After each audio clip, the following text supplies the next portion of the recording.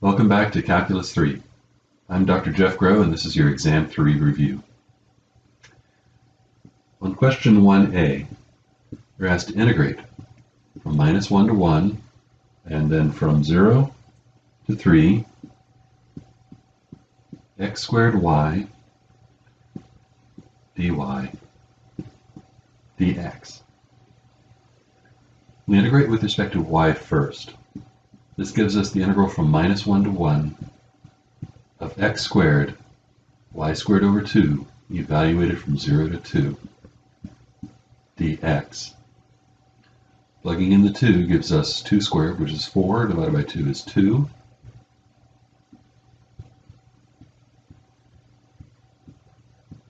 And then, of course, subtracting 0.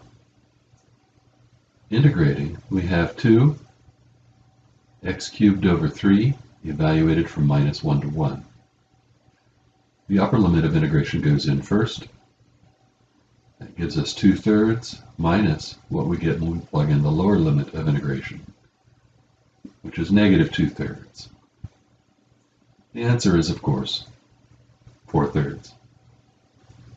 On part B, we integrate from -1 to 1, and then from 1 to 3 of x times the square root of x squared plus y squared dy dx. Now, one thing you should notice is that the x integral is from -a to a. If the integrand is an odd function of x, then the integral will be 0.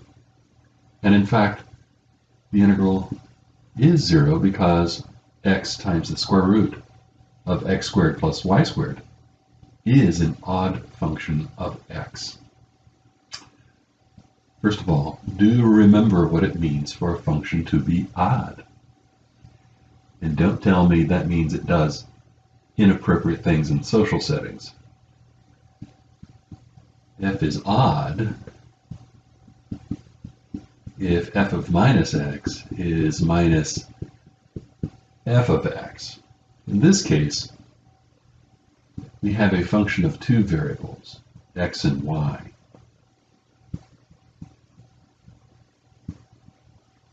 We only need it to be an odd function with respect to x, because when we integrate with respect to x, we're integrating from -a to a. Notice that by the definition, if f is odd, whatever it does at x, you get the opposite at -x.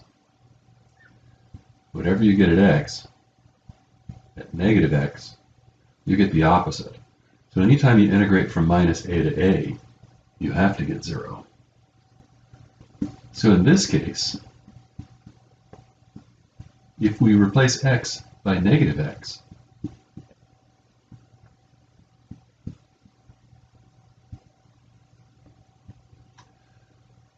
the -x that's squared becomes positive x squared, and the negative in front can be detached.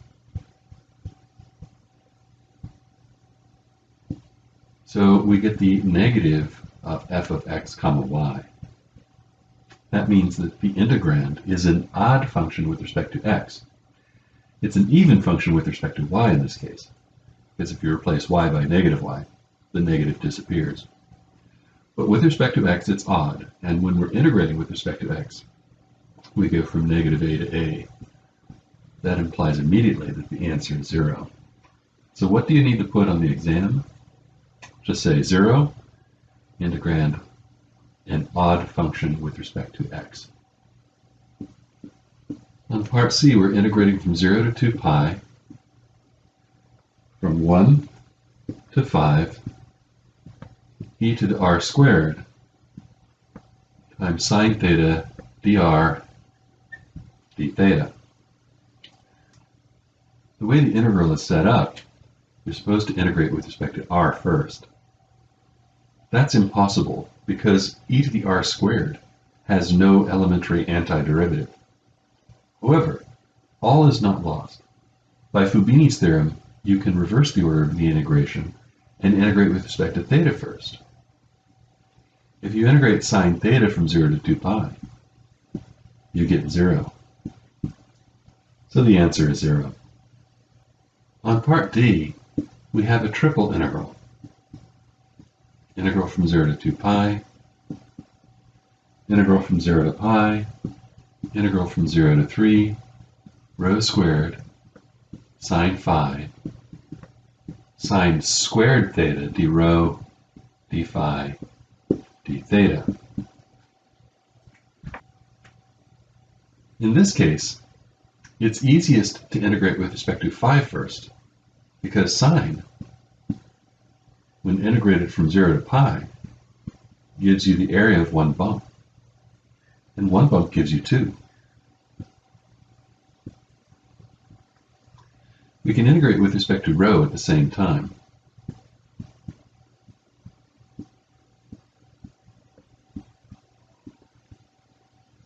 Evaluating, we get 3 cubed over 3, which is 9, times 2. We have 18 times the integral from 0 to 2 pi. For sine squared, you have to use the half-angle identity. 1/2 1 minus cosine 2 theta. The period of cosine 2 theta is pi. We're integrating over 2 periods, so we get nothing. Times 1/2 times 2 pi, the answer is 18 pi. On problem 2, you're asked to set up, but do not evaluate, a double integral for the area bounded by y equals 9 minus x squared and y equals 0. 9 minus x squared is a parabola opening down, peaking at a height of 9, intersecting the x-axis at -3 and 3, and y equals 0 is, of course, the x-axis. The bounded region is here. We'll take vertical cross-sections. The x values will go from -3 to 3, and then we go from lower curve to upper curve. The lower curve is y equals 0. The upper curve is y equals 9 minus x squared. To find the area, we integrate the area element. That's going to be dy dx. On the next problem, you're asked to set up, but do not evaluate, a triple integral to try to find the volume of the solid bounded above by 3x plus y minus z equals 0, that's a plane, and below by the cylinders y equals x and y equals x squared, and also the xy plane. Y equals x is a plane that juts out into the first octave like this. Y equals x squared will be a cylinder that wraps around like this. We're cutting off on the bottom by the xy plane. On the top, we'll have the plane 3x plus y minus z equals 0. This plane actually passes through the origin 0, 0, 0 and cuts up like this, so that you slice this region, yielding a little wedge in the first octave. How do we find the volume? Using Fubini's theorem, we'll go from the lower surface, z equals 0, to the upper surface, z equals 3x plus y.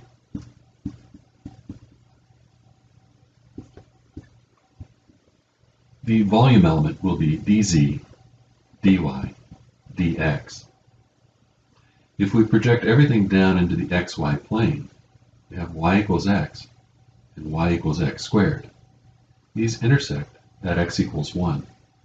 Using vertical cross sections, x will go from 0 to 1. Y will go from lower curve to upper curve. The lower curve is x squared, the upper curve is x. And that's it. On the next problem, you're asked to find the area of the inner loop of r equals the square root of 3 minus 2 times the sine of theta.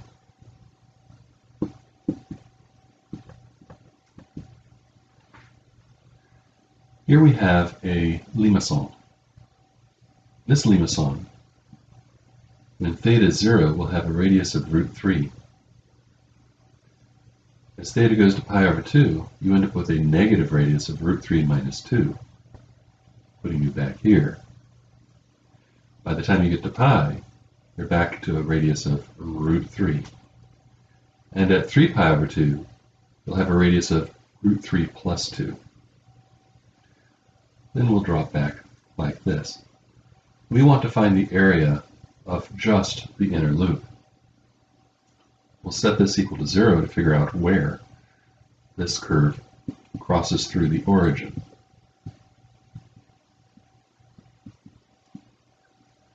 You can see that this happens at sine theta equals root 3 over 2. Sine is positive in both quadrants 1 and 2. So the angle theta will be either pi over 3 or 2 pi over 3. We can integrate from pi over 3 to pi over 2 and then double it.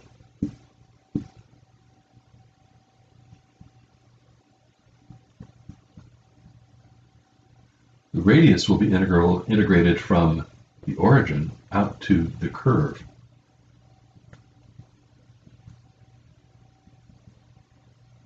And we just integrate the area element, which in polar coordinates is r dr d theta. Don't be forgetting my r. You can see that when we integrate to r,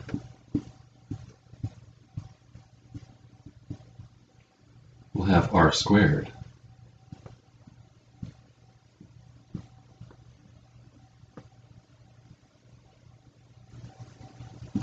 This gives us the integral from 0 to pi, from pi over 3 to pi over 2 of root 3 minus 2 sine theta quantity squared d theta. And that's the integral from pi over 3 to pi over 2 of 3 minus 4 root 3 sine theta plus 4 sine squared theta d theta. Before we integrate, sine squared has to have the half angle identity applied. So you get 4 times a half times 1 minus cosine of 2 theta.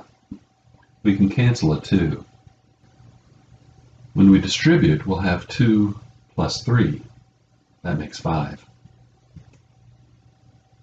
And then when we integrate, we'll have 5 theta.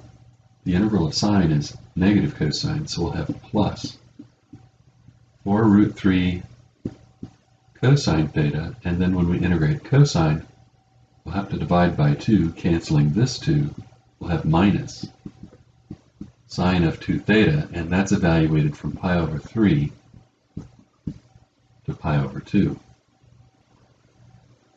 Evaluating at pi over 2, we have 5 pi over 2. The cosine of pi over 2 is 0. 2 times pi over 2 is pi, and the sine of pi is 0. Plugging in pi over 3, we'll have 5 pi over 3. The cosine of pi over 3 is 1/2. 2 times pi over 3 is 2 pi over 3. Second quadrant will give you the same value as pi over 3. The sine of that is root 3 over 2. You can see that we should have left this as 4 root 3 over 2. 5 pi over 2 minus 5 pi over 3. Well, half minus a third is a sixth. So we get 5 pi over 6. And then minus 4 of them minus 1 of them is 3 of them. We get 3 root 3 over 2.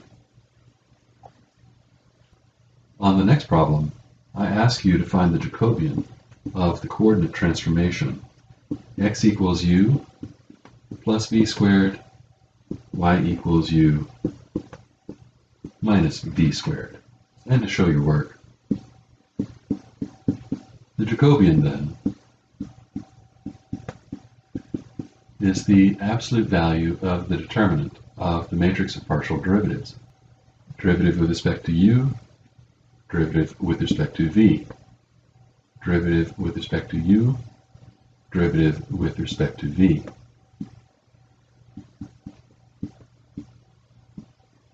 We get the absolute value of negative 2v minus 2v. Well, that's negative 4v. We're in an absolute value, so we can just call this 4 times the absolute value of v. On our next problem, I give you a density function which I denote by a lowercase delta. I'm doing that because I'll also make use of the spherical coordinate rho, and it would cause some confusion to use rho for density as well. So I'll use a lowercase delta. It's given by e to the rho cubed, where rho is that spherical coordinate that represents distance from the origin out to the point. I want to find the total mass inside the unit sphere.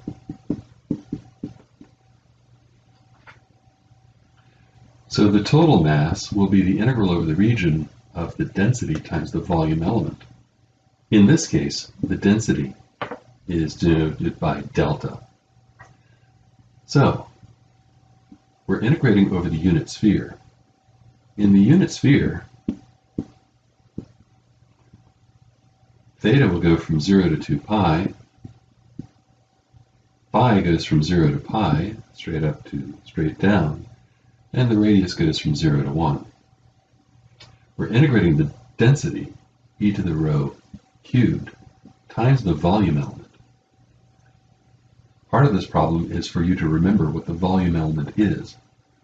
It's rho squared sine phi, d rho, d phi, d theta. Now, to evaluate this, you can see that the inner two integrals have nothing to do with theta, either in the limits or in the integrand. That gives us automatically 2 pi. We get 2 pi for free. We can integrate with respect to phi next. Using Fubini's theorem, we can interchange the order of integration. Integrating sine from 0 to pi gives me 1 bump, and 1 bump gives you 2. That leaves the integral from 0 to 1 of rho squared e to the rho cubed d rho. This looks like a job for a u substitution. U will be rho cubed. Du is 3 rho squared d rho.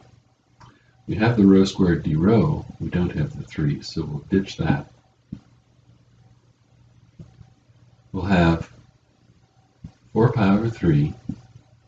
The new limits of integration will still be 0 and 1.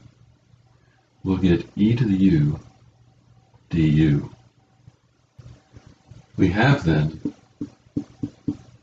4 pi over 3 e to the u evaluated from 0 to 1. That's 4 pi over 3 times e minus 1. And this gives the total mass. On the next problem, I ask you to find the centroid of the plane region bounded by y equals negative x plus 2, y equals x minus 2, and the y-axis. Negative x plus 2 gives us a straight line, slope negative 1, intercept of 2, and then x minus 2.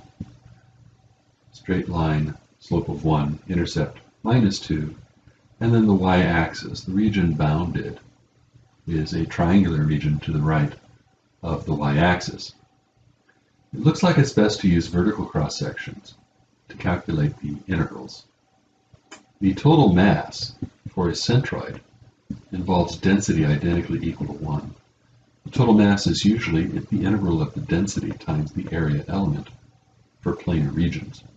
In this case, since the density is 1, we'll just get the area of the region. The area of this region can be thought of by slicing it in half and flipping this up. You'll get a square of side 2. The area is 4. The moment about the y-axis will be the integral on the region of x rho. dA, of course, rho is still 1. So we're adding up x values.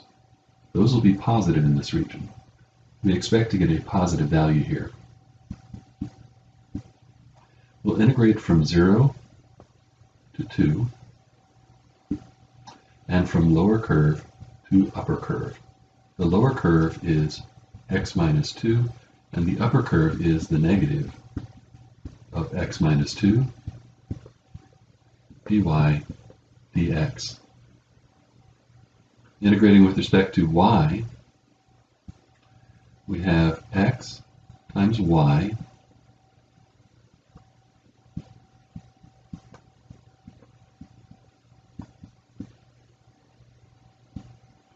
This gives us negative x times x minus 2, and then we subtract exactly the same thing. Let's write that as negative 2.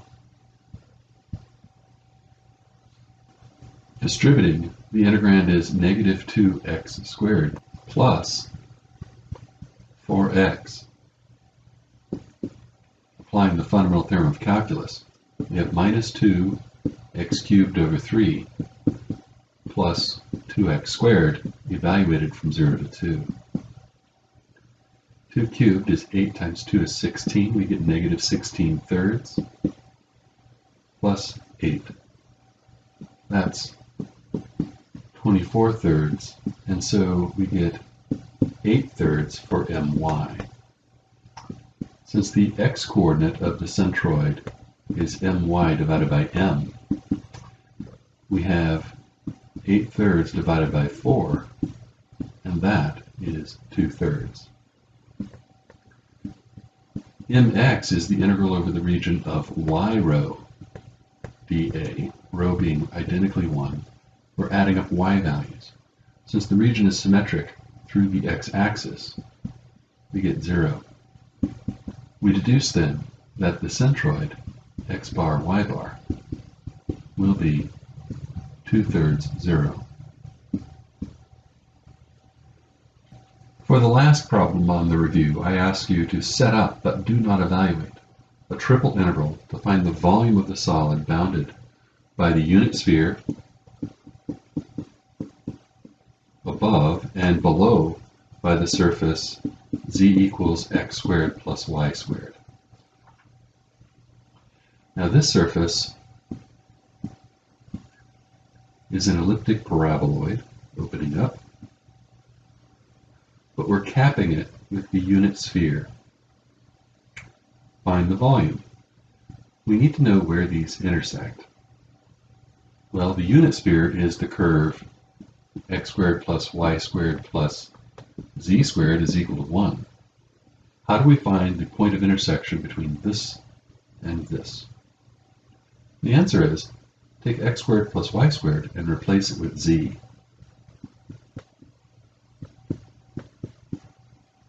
We can solve then for z. Let's move everything to one side.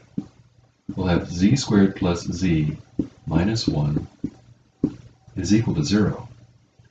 We can use the quadratic formula.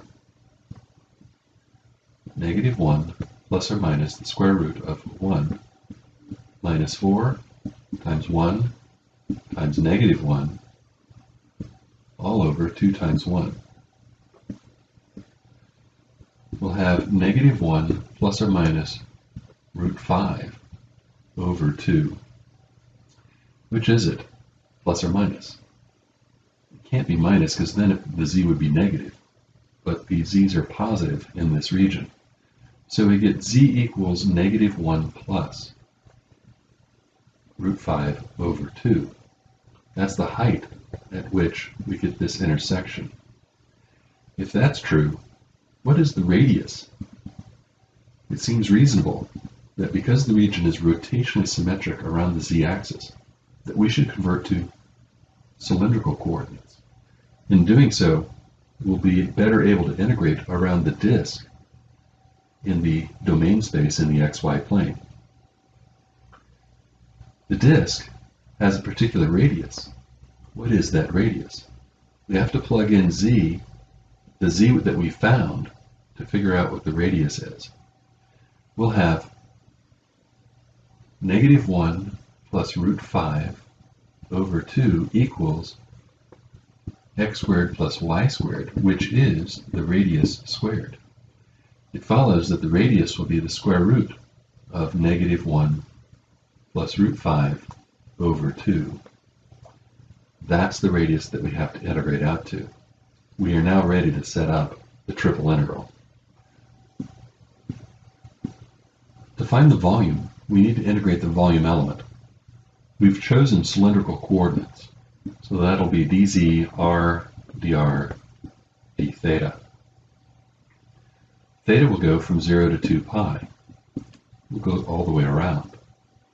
And then r will go from 0 to the square root of -1 plus root 5 over 2, as we've seen.